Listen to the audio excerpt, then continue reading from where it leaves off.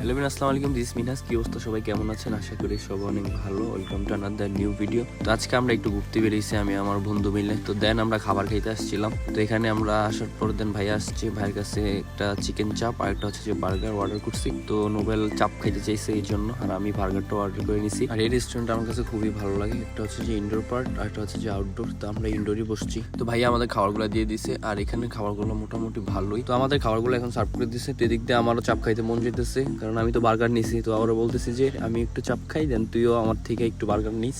তো ও বলতেছে আচ্ছা ঠিক আছে। দেন আমিও খাবার খাওয়া শুরু করে দিলাম ওর থেকে।